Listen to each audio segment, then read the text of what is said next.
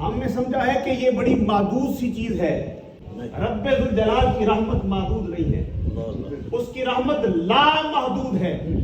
اور اگر لا محدود رحمت ہے تو اس رحمت کا ایک چنٹا بھی اگر پڑ جائے. میں تھوڑے دن پہلے بھی بیٹھا ذکر کر رہا تھا, میں نے کہا کہ ہمیں یہ معلوم نہیں ہے کہ ثواب کیا ہے.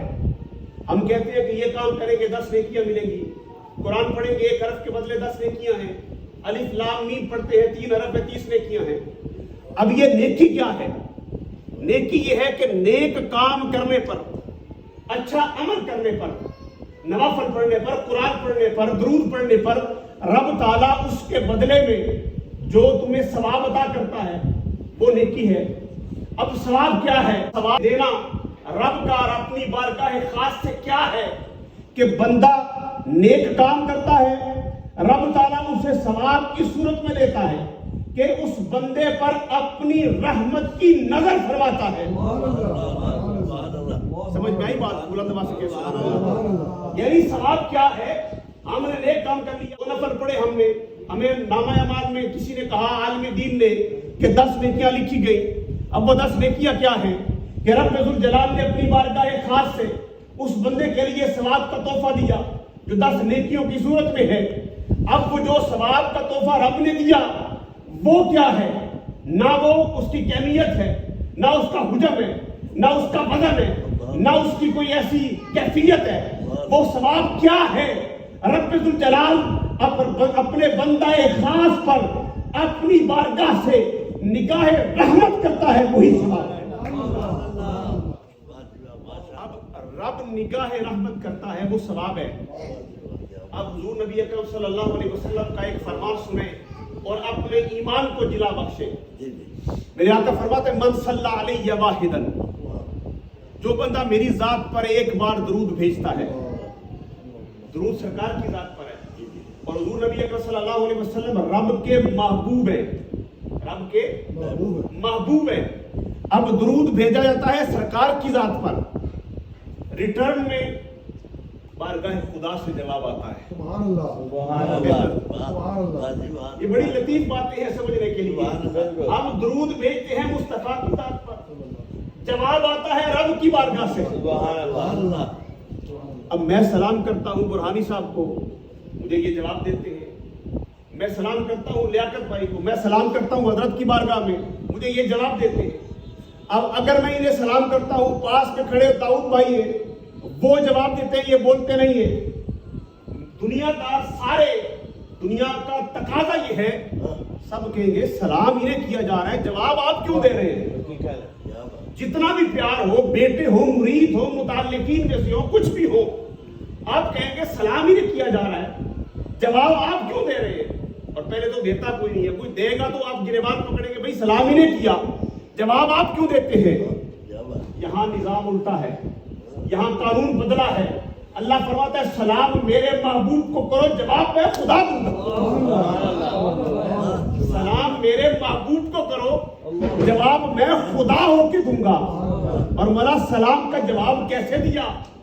اللہ کے محبوب فرماتے ہیں کہ من صلی علیہ واحدن, جو میری ذات پر ایک بار درود بھیجتا ہے, صلی اللہ تعالی علی عشر صلوات, تو میرا رب ایک بار درود بھیجنے والے پر 10 رحمتوں کا نزول فرماتا ہے. سبحان اللہ.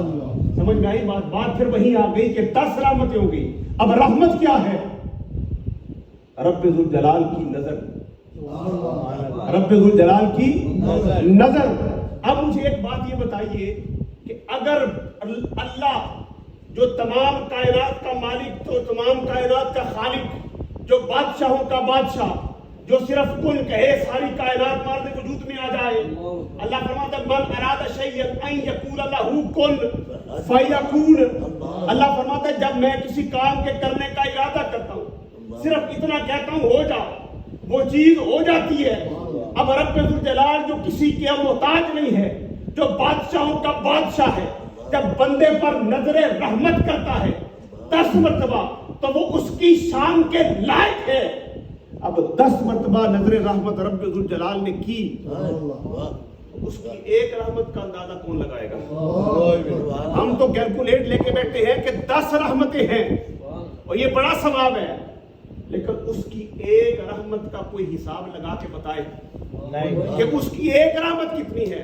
اور میں یہ کہتا ہوں، اکثر کہتا ہوں کہ جس بندے پر رب کی ایک نظر رحمت ہو گئی اس کا بیڑا پار ہو گیا، اس کا بیڑا۔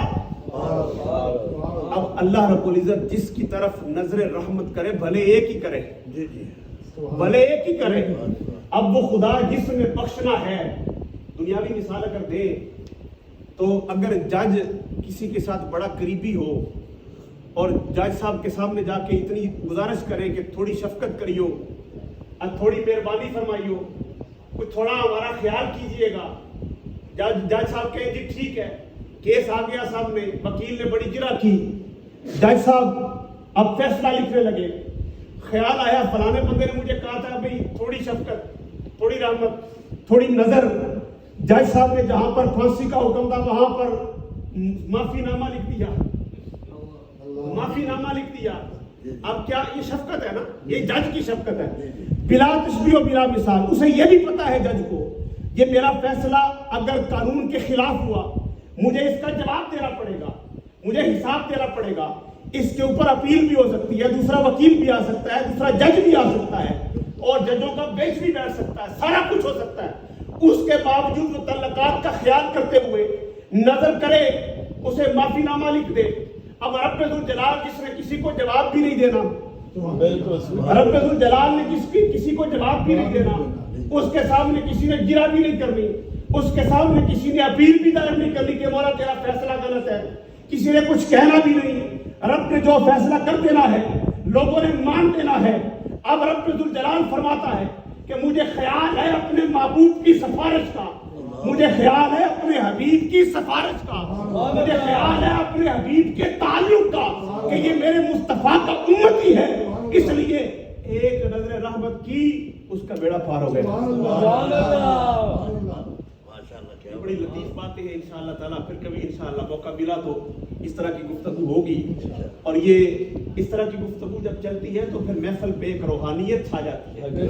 آپ خود اندازہ لگائیں وہ لوگ جو پہلے کسی اور انداز میں بیٹھے تھے، رب ذوالجلال کے، یہ رب کا کرم ہوتا ہے، یہ صرف رب کی عطا اور رب کی عنایت ہوتی ہے کہ جب اس کا ذکر کیا جائے اور اس کے حبیب کا ذکر کیا جائے یا اس کے پیاروں کا ذکر کیا جائے، رب تعالیٰ اس مجلس پر، اس محفل پر رحمتوں کا نزول فرما دیتا ہے۔ سبحان اللہ۔